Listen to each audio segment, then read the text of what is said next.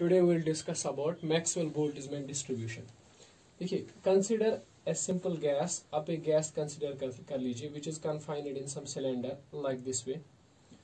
तो ये जो गैस होता है, काइनेटिक थ्योरी ऑफ गैसेस की पहली assumption है. काइनेटिक थ्योरी ऑफ गैसेस पहली assumption है कि इसके अंदर क्या होते हैं, लार्ज नंबर ऑफ मॉलिक्यूल्स. ठीक है, कोई भी गैस आप कंसिडर कर लीजिए तो उस गैस के अंदर होते हैं लार्ज नंबर ऑफ मॉलिक्यूल्स. ठीक, देख लीजिए, एक सिंगल मोल ऑफ गैस जो होता है, 1 mole of gas that contains 6.022 into 10⁻23 molecules. Means ये कि एक सिंगल मोल ऑफ गैस में, एक मोल ऑफ गैस में इतने लार्ज नंबर ऑफ मॉलिक्यूल्स होते हैं. ठीक है, और उन मॉलिक्यूल्स की जो स्पीड होती है, इतने सारे मॉलिक्यूल्स की जो स्पीड होती है, that is not same. Speed of molecules vary. Speed of molecules vary. इन मॉलिक्यूल्स की जो स्पीड होती है वैरी होती है, चेंज होती है from 0 to infinity. This is the assumption of kinetic theory. 0 to infinity. ठीक है, यानी इसके अंदर जो गैस मॉलिक्यूल्स होते हैं, सारे गैस मॉलिक्यूल्स की बिल्कुल अलग अलग स्पीड होती है. कुछ की स्पीड कम होती है, कुछ की स्पीड ज्यादा होती है. ठीक है, तो मतलब हम कह सकते हैं कि इस गैस के अंदर हर किसी टाइप का एक मॉलिक्यूल पाया जाता है. ठीक है, कुछ मॉलिक्यूल्स की स्पीड 0, कुछ मॉलिक्यूल्स की स्पीड 10, कुछ मॉलिक्यूल्स की स्पीड 20, कुछ मॉलिक्यूल्स की स्पीड ज्यादा होती है. ठीक है, तभी हम कॉन्सेप्ट ले लेते हैं किसका, एवरेज स्पीड का. ठीक है कि नहीं. अगर सब मॉलिक्यूल्स की स्पीड एक जैसी होती तब हम एवरेज स्पीड का कॉन्सेप्ट नहीं लेते. ठीक है, लेकिन we take into consideration the concept of average speed, because हमें पता है कि जो स्पीड होती है मॉलिक्यूल्स की, दैट वेरीज, वो चेंज होती है फ्रॉम 0 to infinity. मतलब इस गैस में आपको हर तरह के मॉलिक्यूल्स मिलेंगे. कुछ स्लो मूविंग मॉलिक्यूल्स आपको इस गैस के अंदर मिलेंगे. You will find there are some slowly moving molecules in the gas. ठीक है, और there are some very fast moving molecules in the gas. Fast moving molecules होंगे गैस के अंदर. ठीक है, या even there will be some molecules which are moderately जो जिनकी स्पीड होगी. ठीक है, इन्हें ना तो ज्यादा होगी ना तो कम होगी. ठीक है कि नहीं. तो हर तरह के मॉलिक्यूल्स को आप इस गैस के अंदर फाउंड करोगे. ठीक है, तो यहां पे क्या है, मैक्सवेल ने क्या किया, मैक्सवेल ने हमें एक फंक्शन बताई, एक फंक्शन इंट्रोड्यूस की. मैक्सवेल ने एक फंक्शन इंट्रोड्यूस की. वो फंक्शन हमें क्या बताती थी, फंक्शन हमें बताती थी probability of finding the particle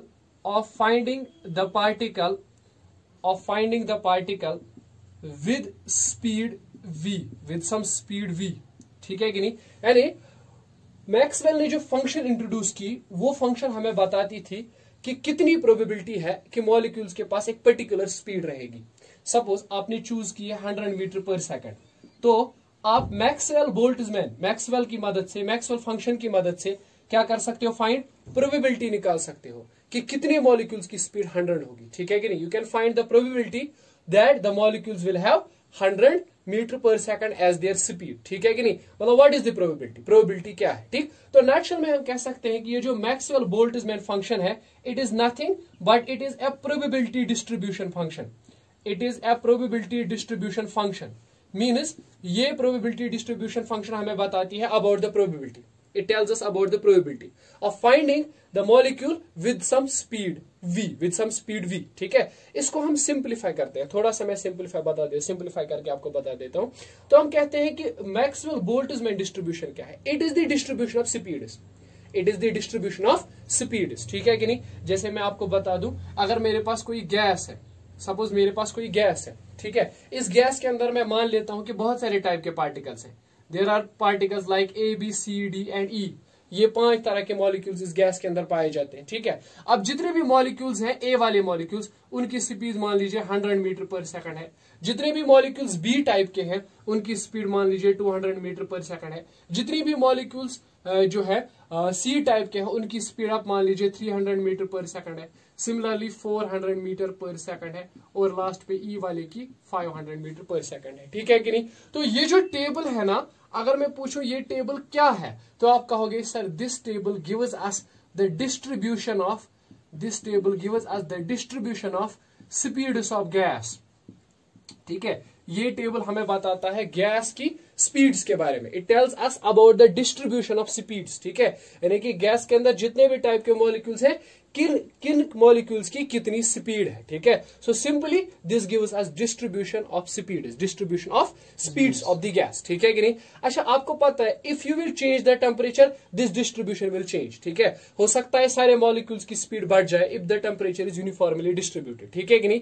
या हो सकता है कुछ मॉलिक्यूल्स की स्पीड ज्यादा अमाउंट से बढ़ जाए और कुछ मॉलिक्यूल्स की स्पीड कम अमाउंट से बढ़ जाए। In nutshell the speed will change, the speed will change, ठीक है कि नहीं, है ना। तो अगर हम इस सारी स्पीड के लिए एक मैथमेटिकल इक्वेशन निकाल सके, एक मैथमेटिकल इक्वेशन हम निकाल सके इस पूरे डिस्ट्रीब्यूशन के लिए, उस मैथमेटिकल इक्वेशन को कहा जाएगा डिस्ट्रीब्यूशन फंक्शन, डिस्ट्रीब्यूशन फंक्शन। तो मतलब आप शॉर्टकट में याद रखोगे, there will be a mathematical equation, there will be a mathematical equation which will govern this distribution, ठीक है, जो इस डिस्ट्रीब्यूशन को गवर्न करेगा। और उस मैथमेटिकल इक्वेशन को हम लोग कहेंगे शाबाश डिस्ट्रीब्यूशन फंक्शन। उस इक्वेशन को हम लोग कहेंगे डिस्ट्रीब्यूशन फंक्शन, उस फंक्शन को हम कहेंगे डिस्ट्रीब्यूशन फंक्शन, ठीक है कि नहीं। मतलब कोई ना कोई एक ऐसी इक्वेशन होगी जो इस डिस्ट्रीब्यूशन को गवर्न करेगी, ठीक है। तो लेट मी से, ठीक, उसको कहेंगे डिस्ट्रीब्यूशन फंक्शन, ठीक है। तो मैक्सवेल ने क्या किया, मैक्सवेल ने भी हमें एक रफ आइडिया दिया about the speeds of the gas molecules, ठीक है, about the speed of the gas molecules. मतलब उन्होंने क्या किया, उन्होंने एक डिस्ट्रीब्यूशन दिया, ठीक है। उस डिस्ट्रीब्यूशन में उन्होंने क्या दिया, नंबर ऑफ मॉलिक्यूल्स दिए, नंबर ऑफ मॉलिक्यूल्स, कितने मॉलिक्यूल्स हैं और उनकी कॉरेस्पॉन्डिंग स्पीड्स कितनी है, ठीक है कि नहीं। एक रफ डिस्ट्रीब्यूशन उन्होंने प्रेजेंट किया, ठीक है। तो अगर मैं मैक्सवेल बोल्ट्जमैन डिस्ट्रीब्यूशन को डिफाइन करूं तो how I will define that, ध्यान रखिए।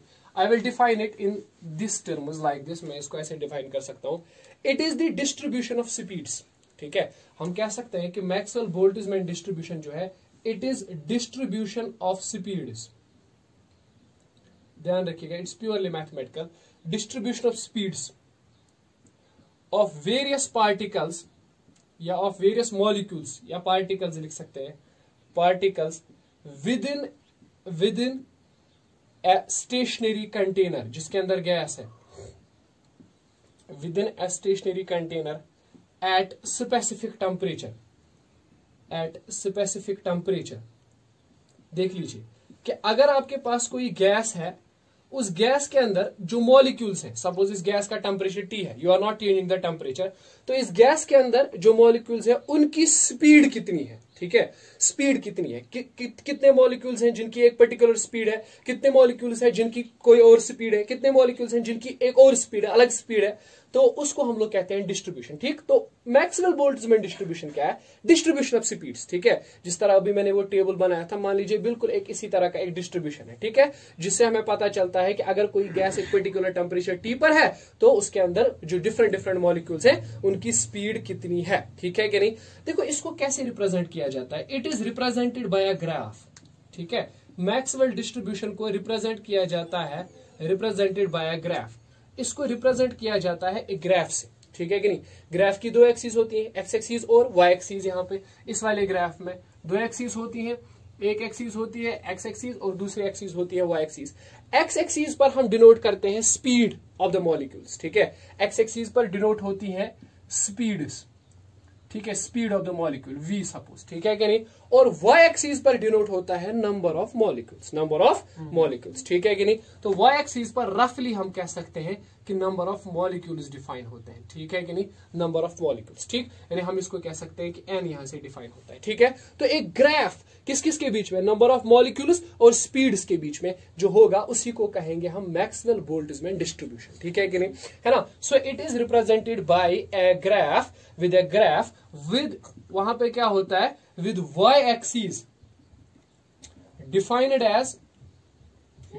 As number of molecules, y axis पर क्या होता है, number of molecules, and x axis defined as speed, ठीक है कि नहीं।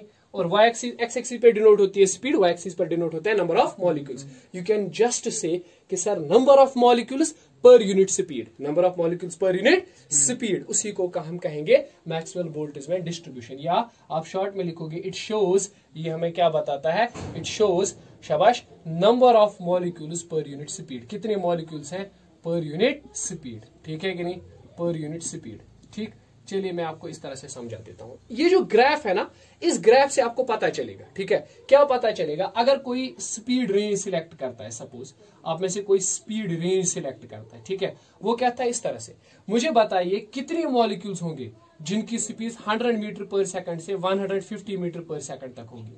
कितने मॉलिक्यूल्स ऐसे होंगे जिनकी स्पीड 100 मीटर पर सेकंड से लेके कितनी होगी, 150 मीटर पर सेकंड तक होगी, ठीक है। तो उसका पता आप लोग इस ग्राफ से लगा सकते हो, ठीक है कि नहीं। मतलब देखो ये एक स्पीड की रेंज है, ठीक है, 100 से लेके 150 तक।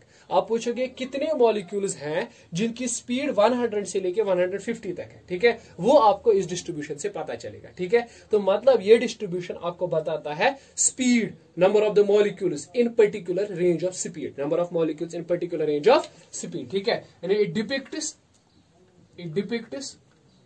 The number of molecules with a particular in a particular speed range, number of molecules in speed range,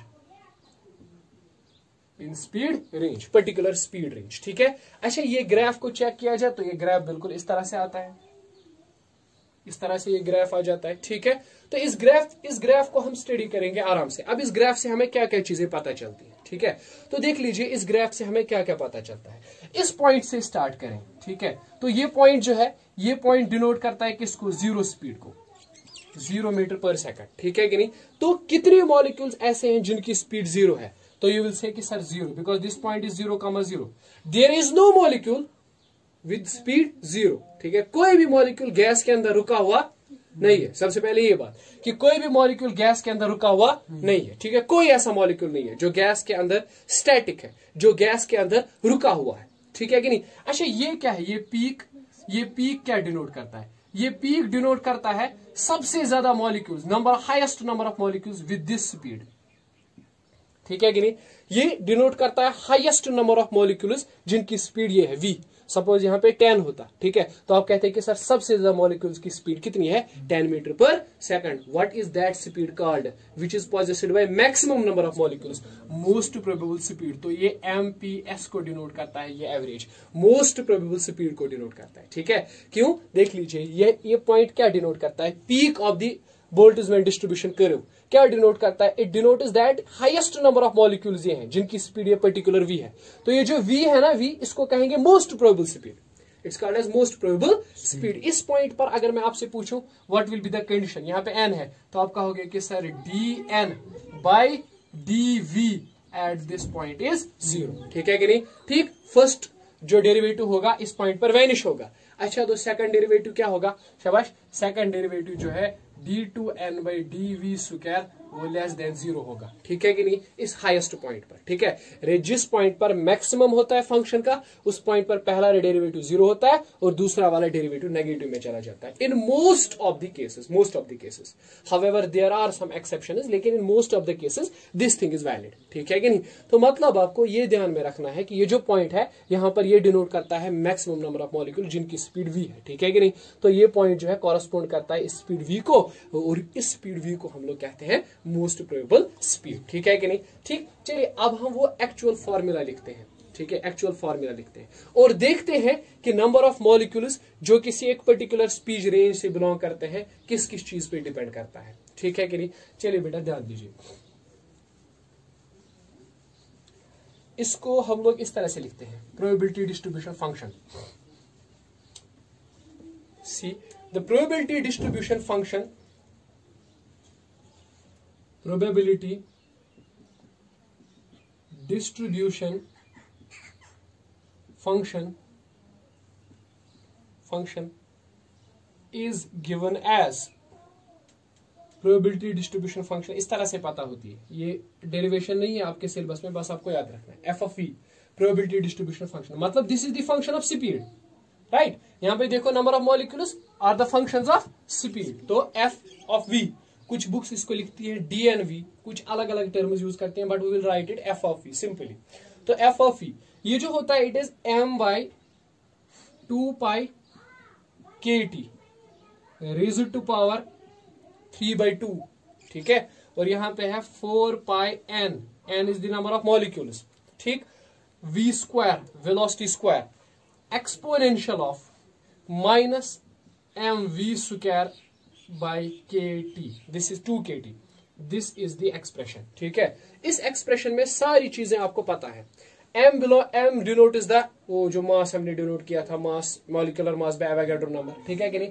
k क्या डिनोट करता है, शाबाश, it denote is the Boltzmann constant, t denote is the temperature. ठीक है, v denote is the speed. ठीक है कि नहीं, n denote is the number of molecules. ठीक है, तो यहां से आपको पता चलेगा कि जो प्रोबेबिलिटी डिस्ट्रीब्यूशन फंक्शन है किस किस चीज पे डिपेंड करती है। प्रोबेबिलिटी डिस्ट्रीब्यूशन फंक्शन जो है, फंक्शन डिपेंड्स ऑन मतलब डिस्ट्रीब्यूशन ऑफ द स्पीड, किस तरह से स्पीड्स होंगी मॉलिक्यूल्स की, डिस्ट्रीब्यूट किस तरह से होंगी, वो किस किस चीज पे डिपेंड करता है। सबसे पहले वो डिपेंड करता है, शाबाश, मास मॉलिक्यूलर, मास ऑफ मॉलिक्यूल पे। ठीक है, मास ऑफ मॉलिक्यूल्स पे वो डिपेंड करता है, mass of molecule m means अगर आप ये कर्व ऑक्सीजन के लिए बनाओगे और कार्बन डाइऑक्साइड के लिए बनाओगे तो अलग अलग आएगी, क्योंकि दोनों का m डिफरेंट है। ठीक है कि नहीं, तो ये अलग अलग गैस के लिए अलग अलग तरह से आएगी ये कर्व। ठीक है, दूसरी बात, शाबाश, it depends on what, temperature of the gas. See temperature of the gas, हम देखेंगे इस टेम्परेचर डिपेंडेंस को, temperature of gas. If you will change the temperature, शाबाश, व्हाट विल हैपन, अगर आप टेम्परेचर चेंज करोगे तो हो जाएगा क्या, कर्व चेंज हो जाएगी, कर्व चेंज हो जाएगी, कर्व चेंज हो जाएगी। देखो इस कर्व की एक खास बात समझो, ये जो कर्व है ना, ये मोस्ट प्रोबेबल स्पीड है। Around this most probable speed the curve is symmetric, curve symmetric है। मतलब ये जो स्पीड है ना, यहां पर ये लाइन, ठीक, ये इस कर्व को इक्वली दो पार्ट्स में डिवाइड करता है। ठीक है कि नहीं, इस कर्व को दो इक्वल पार्ट्स में डिवाइड कर देता है। ठीक है, मतलब हम कह सकते हैं कि this curve is symmetric about the most probable speed. ठीक है, it shows some symmetrical behaviour. ठीक है कि नहीं। अच्छा, तो ठीक है, तो यहां तक तो आप क्लियर समझ चुके होंगे इस चीज को। लेट मी से, इस ग्राफ से हम कुछ कंक्लूजन्स ड्रॉ करेंगे, वो कंक्लूजन्स आप याद रखोगे कि वो कंक्लूजन्स क्या है। See, there are some conclusions which we will note from this graph. So what are those conclusions?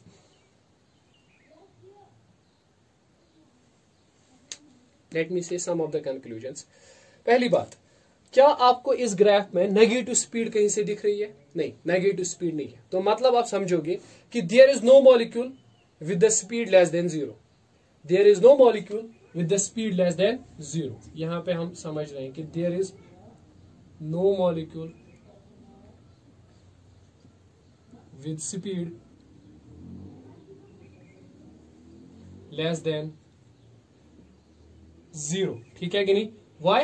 The graph is not extending in negative x direction or negative y direction. ठीक है, तो ये graph जो negative x axis से negative y axis से नहीं जा रहा है, तो इसका मतलब ये है कि देयर इज नो मॉलिक्यूल जिसकी स्पीड लेस देन 0 होगी। ठीक है। अच्छा, दूसरी बात मैंने क्या कहा अभी कि पीक क्या डिनोट करता है, पीक ऑफ द कर्व क्या डिनोट करता है, it denotes the average speed या मोस्ट प्रोबेबल स्पीड। एवरेज है लेकिन कौन सा वाला एवरेज, मोस्ट प्रोबेबल स्पीड। ठीक है, तो हम we can say peak of curve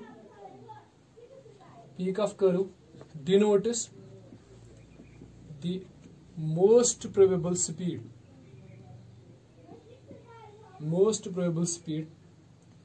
of gas। ठीक है, तो इस पॉइंट पर क्या हो जाएगा, शाबाश, dFV by d, शाबाश, v should be 0 एंड जो दूसरा डेरिवेटिव है dV square should be less than 0। ठीक है कि नहीं। ये जो अभी मैंने आपको एफ ऑफ ई के लिए फॉर्मूला बताई, ठीक है कि नहीं, अगर आप उस फॉर्मूला पे ये वाली कंडीशन अप्लाई करोगे ना, मतलब जो अभी एफ ऑफ ई के लिए मैंने फॉर्मूला डिपिक्ट की, उस फॉर्मूला को डिफरेंशिएट करोगे वंस विद रिस्पेक्ट टू वो स्पीड और 0 के बराबर पुट करोगे तो आपको स्पीड निकलेगी, मोस्ट प्रोबेबल स्पीड के लिए आपको फॉर्मूला निकलेगी। ठीक है, जो मोस्ट प्रोबेबल स्पीड के लिए आपने फॉर्मूला लिखी थी, व्हाट वाज दैट, हाँ, that was something 2kT/m, 2kT/m। ठीक है कि नहीं, इस तरह की कुछ थी। एग्जैक्टली अगर जाए तो शायद 2.55 होता है, 2.55 kT/m। Anyways I have told you. ठीक है, कैसे निकलेगी, आप जो अभी आपने एफ ऑफ वी लिखा उसको डिफरेंशिएट कीजिए विद रिस्पेक्ट टू स्पीड, तो उसके बाद 0 के बराबर पुट कीजिए तो आपको ये निकलेगा। ठीक है कि नहीं, ठीक, you can just check it. ठीक है, अभी ये ज्यादा लंबा प्रोसीजर हो जाएगा, वो किसी और लेक्चर में डिस्कस करेंगे, लेकिन यहां पे आप क्या करोगे, you can check it at your home कि क्या ये 0 के बराबर रख देने से ये स्पीड मुझे मिलेगी या नहीं मिलेगी। ठीक है कि नहीं, है ना। नाउ तो यहां पे आपने ये समझा कि peak of the curve denote करता है किस चीज को, मोस्ट प्रोबेबल स्पीड को। ठीक है, and the distribution is symmetric distribution is symmetric about this peak. मतलब there are equal number of molecules जिनकी स्पीड मोस्ट प्रोबेबल स्पीड से कम है और उतनी ही मॉलिक्यूल्स हैं जिनकी स्पीड मोस्ट प्रोबेबल से ज्यादा है, ठीक है कि नहीं। मतलब अगर मोस्ट प्रोबेबल स्पीड 200 है, ठीक है, तो समझ लीजिए इस तरह से कि 100 मॉलिक्यूल्स हैं जिनकी स्पीड मोस्ट प्रोबेबल से कम है और बिल्कुल 100 है जिनकी स्पीड मोस्ट प्रोबेबल से ज्यादा है। A rough guess, we can do it रफली, ठीक है। तीसरी बात, जो एरिया होता है ना इस कर्व के अंडर में, जो एरिया होता है इस कर्व के अंडर में, it represents the number of molecules in a gas, ठीक है। ये रिप्रेजेंट करता है किस चीज को, नंबर ऑफ मॉलिक्यूल्स को इन अ गैस, ठीक है कि नहीं। तो you can just calculate the area under this curve in order to say that how many molecules are there in the gas, ठीक है कि नहीं। टोटल नंबर ऑफ मॉलिक्यूल्स को डिनोट करता है, ठीक है कि नहीं। तो मैं इस पॉइंट को लिख लेता हूं या आप खुद से नोट कीजिए कि area under the curve represents the number of molecules in the gas, ठीक है कि नहीं।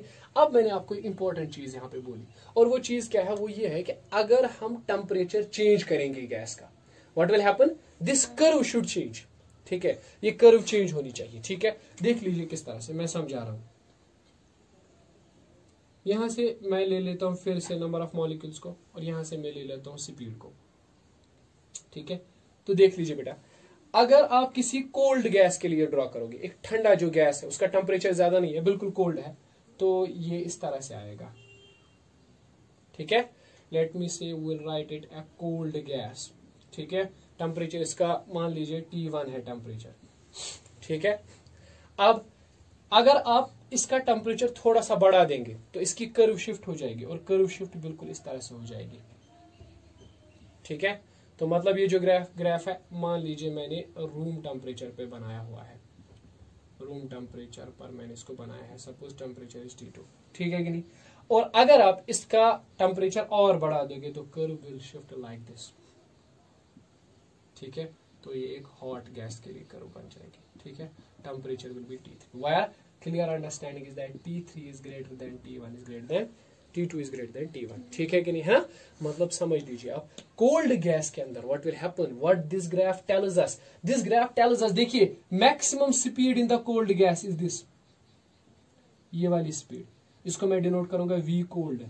मैक्सिमम नंबर ऑफ मॉलिक्यूल्स के पास यही स्पीड होगी कोल्ड गैस के अंदर, ठीक है। हॉट रूम टेम्परेचर वाले गैस पे देख लीजिए, यहां पे मैं डिनोट करता हूं, इट इज लेट वी से वी आर रूम टेम्परेचर पर मैक्सिमम नंबर ऑफ मॉलिक्यूल्स के पास इतनी स्पीड होगी, ठीक है। और हॉट गैस में क्या होगा, मैक्सिमम नंबर ऑफ मॉलिक्यूल्स के पास ये वाली स्पीड रहेगी, ठीक है, VH। तो जरा बताइए, सीधी सी बात है, हॉट गैस के मॉलिक्यूल्स के पास ज्यादा स्पीड होगी देन, शाबाश, रूम टेम्परेचर पर जो मॉलिक्यूल्स रखे गए हैं, देन कोल्ड वाले पे जो मॉलिक्यूल्स रखे गए हैं, ठीक है कि नहीं, है ना, ठीक। ये सिंपल में in agreement to the kinetic theory of gas है। It is simply what kinetic theory of gas says कि भाई आप टेम्परेचर बढ़ा दोगे तो क्या हो जाएगा, मॉलिक्यूल्स की स्पीड बढ़ जाएगी, ठीक है कि नहीं। तो मतलब क्या होगा, आप ये समझोगे कि जैसे ही गैस का टेम्परेचर बढ़ेगा, कर्व क्या हो जाएगी, शिफ्ट हो जाएगी डाउनवर्ड्स, ठीक है कि नहीं। ये शिफ्ट हो जाएगी, या आप कह सकते हो downwards to the right, most probably to the right, ठीक है कि नहीं। देखिए एंट्रेंस में अक्सर इस पे क्वेश्चन आता है, 3 कर्व्स बनाए होते हैं और बोला होता है बताइए इन तीनों में से टेम्परेचर किसका ज्यादा है, ठीक है।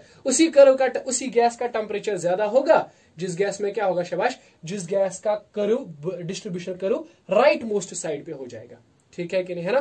तो what was the conclusion, the conclusion is that जब हम टेम्परेचर बढ़ाते हैं तो कर्व शिफ्ट हो जाती है टुवर्ड्स राइट साइड। इसका मतलब क्या है, इसका मतलब ये है कि टेम्परेचर बढ़ा देने से मॉलिक्यूल्स की स्पीड बढ़ जाती है, ठीक है कि नहीं। See maximum number of molecules are there with this speed in cold gas, this is V R maximum number of molecules with this speed in room temperature gas, and maximum number of molecules with this hot this speed VH, ठीक है। VH यहाँ पे ज्यादा है, इस तरफ से बढ़ रहा है ना, VH ज्यादा है VR से, देन V कोल्ड से, ठीक है। मींस टेम्परेचर इंक्रीज कर देने से आपका क्या हो जाएगा, टेम्परेचर, ये जो स्पीड है वो बढ़ जाएगी, ठीक है कि नहीं। नाउ अब हम एक और इम्पोर्टेंट चीज पे आते हैं, ये हो गया पूरा डिस्ट्रीब्यूशन कर्व का एक थ्योरेटिकल कॉन्सेप्ट, आप समझ लीजिए, बिकॉज कोई मैथमेटिक्स वगैरह इन्वॉल्व नहीं किया हमने ज्यादा। अब यहाँ पे एक चीज आप समझ लीजिए, वो ये है कि इस कर्व को, इस डिस्ट्रीब्यूशन को डिराइव करने से पहले उन्होंने कुछ एजम्पशंस ली थी, मैक्सवेल ने कुछ एजम्पशंस ली थी, ठीक है। ये कर्व जो है ना, it is according to kinetic theory of gases. So कुछ एजम्पशंस हैं यहाँ पे, ठीक है, जो कि बोल्ट्जमैन ने ली थी। उन एजम्पशंस का आपको पता होना चाहिए, ठीक है, because sometimes this may not yield a good result, ठीक है, कभी कभी आपको एक परफेक्ट रिजल्ट नहीं मिलेगा। In that case you should remember your assumptions कि एजम्पशन क्या क्या थी जब हमने इस कर्व को डिस्कस किया था, ठीक है। तो चलिए, there are some assumptions while deriving this curve.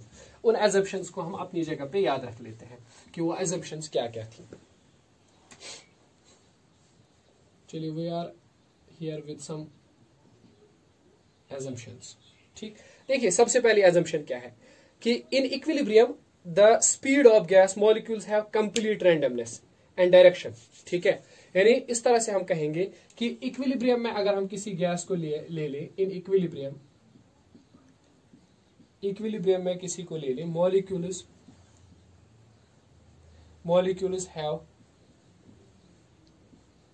Complete randomness of speed and direction. यानी ये कि आप इक्विलिब्रियम पर गैस को कंसिडर कीजिए, molecules are moving completely in rapid and random directions, ठीक है कि नहीं। There is no preferred direction of motion, right. मतलब ऐसा नहीं है कि मॉलिक्यूल्स एक डायरेक्शन में प्रेफर करना चाहेंगे कि मूव करें, ऐसा कुछ है नहीं, ठीक है कि नहीं, है ना। वो कंप्लीटली रैंडमली मूव करते हैं, ठीक। अच्छा सोचिए, अगर वो एक ही डायरेक्शन में मूव करेंगे, व्हाट विल हैपन, एक पर्टिकुलर डायरेक्शन में अगर वो मूव करेंगे तो जो यहाँ पे प्रोबेबिलिटी है, ठीक, वो मैक्सिमम आएगी उसी एक पर्टिकुलर डायरेक्शन में, ठीक है कि नहीं, है ना, ठीक। तो हम यहाँ पे क्या कहेंगे कि इक्विलिब्रियम में मॉलिक्यूल्स जो होते हैं वो कंप्लीटली रैंडम होते हैं, ठीक है। यानी there is no preferred direction of motion. यानी हम कह सकते हैं कि there is equal probability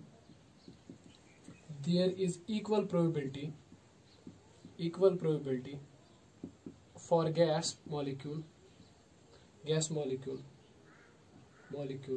to move in any direction, ठीक है। गैस मॉलिक्यूल जो है किसी भी पर्टिकुलर डायरेक्शन में मूव कर सकता है, ठीक है, हर किसी इवेंट के लिए। Every event means whether the molecule move in this direction और that direction, for every event probability is equal,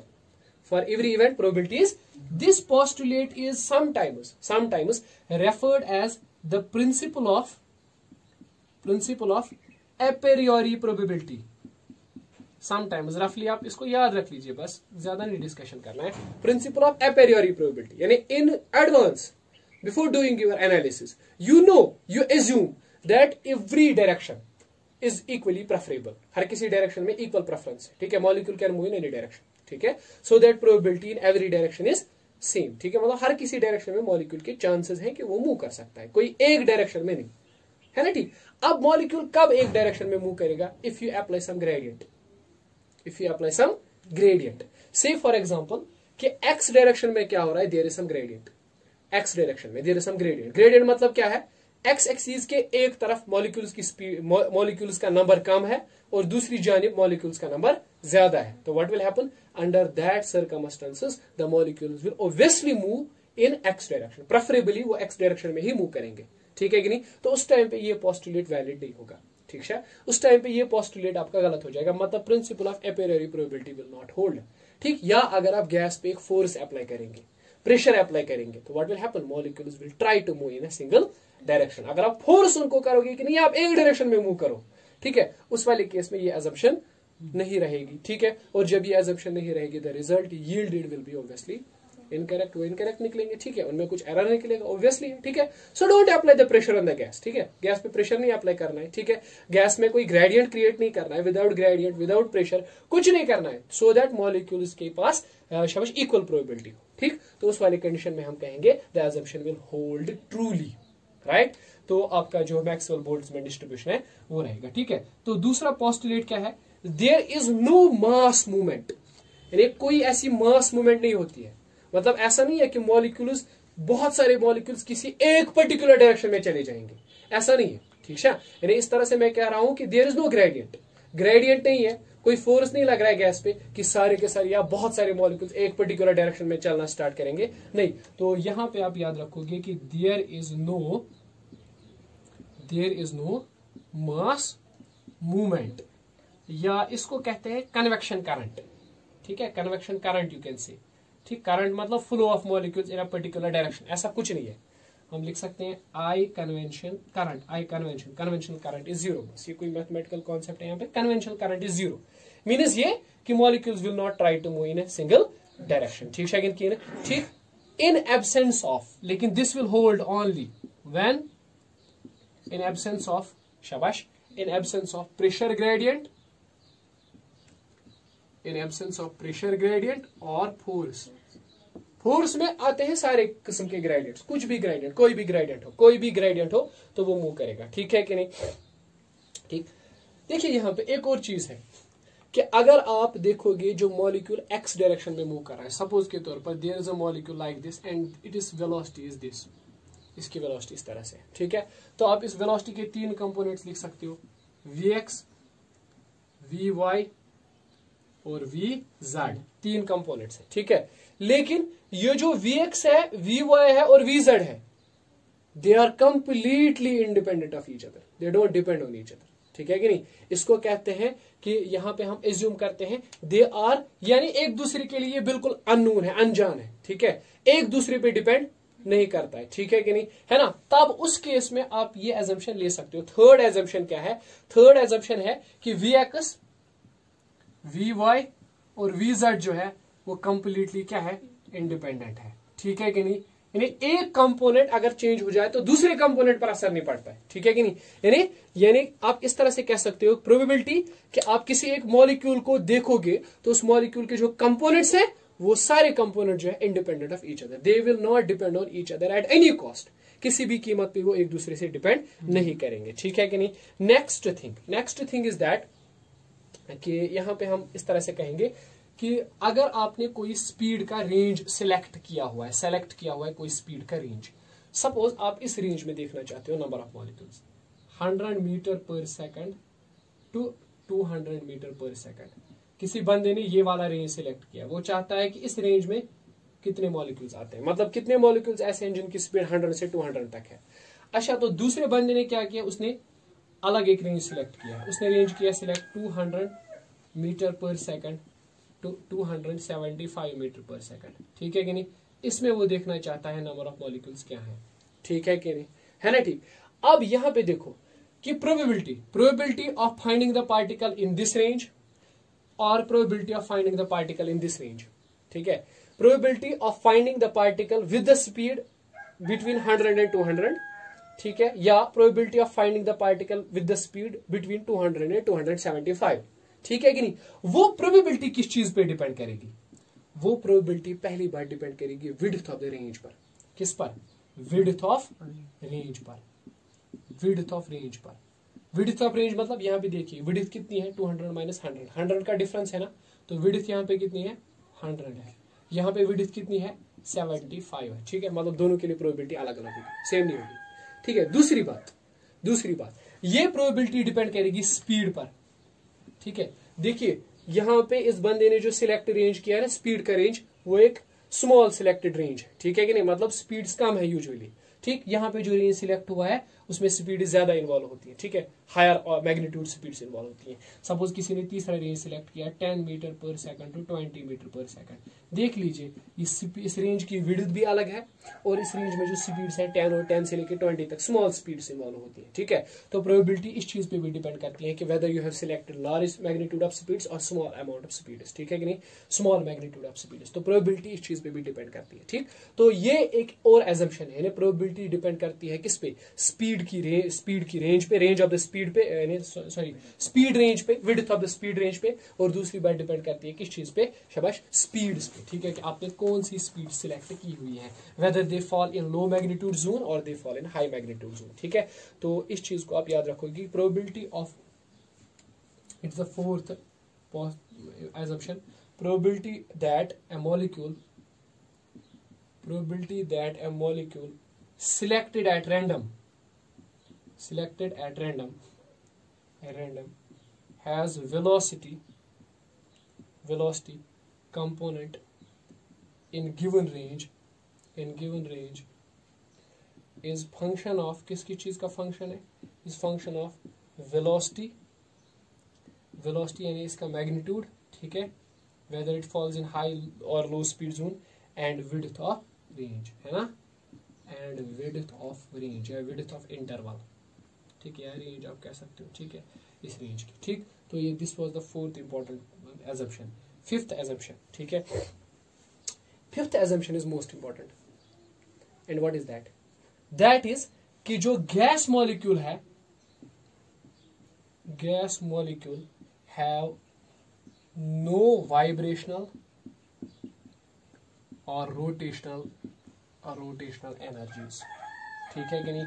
gas molecule के पास ना तो वाइब्रेशनल एनर्जी है ना फिर रोटेशनल एनर्जी है। ये मैक्सवेल ने एजम्पशन लिया था, ठीक है। अब आप पूछोगे is it valid to take this thing into consideration, क्योंकि अगर हम इस चीज को कंसिडर करेंगे तो उसमें क्या हो जाएगा, शाबाश, अगर हम उसको कंसिडर कर लेंगे, ठीक, तो क्या होगा, देखो जब कोल्यूजन होता है ना मॉलिक्यूल्स का, ठीक है, तो उस टाइम पे क्या होता है, उनकी ट्रांसलेशनल एनर्जी चेंज होती है, right. Translational kinetic energy 1/2 mvx², 1/2 mvy², 1/2 mvz², ठीक है, वो चेंज होती है। लेकिन कोल्यूजन से उनकी वाइब्रेशनल और रोटेशनल एनर्जी पर कोई असर नहीं पड़ता है, ठीक है कि नहीं। तो आप ये एजम्पशन मान के चल सकते हो कि इनमें क्या होता है, शाबाश, देयर इज नो वाइब्रेशनल और there is no rotational energy, ठीक है कि नहीं। मतलब मैं बोल रहा हूं इस तरह से, it can be justified because by collusions no change in vibrational or rotational energy occurs, ठीक है कि नहीं, है ना, यानी कोई वाइब्रेशनल या ये जो है रोटेशनल काइनेटिक एनर्जी में चेंज नहीं आता है, ठीक है कि नहीं, किससे, बाय कोल्यूजन से, ठीक है कि नहीं। So we have discussed today about the Maxwell Boltzmann distribution, ठीक है। सो इसमें जितनी भी assumptions आती हैं, जो भी sufficient है, suffice है आपके लिए, I have discussed it all. In next lecture we will be discussing about the speeds, various other conclusions drawn from this curve, ठीक है। इस जो लेक्चर के लिए इतना हम लोग रख लेते हैं, काफी है।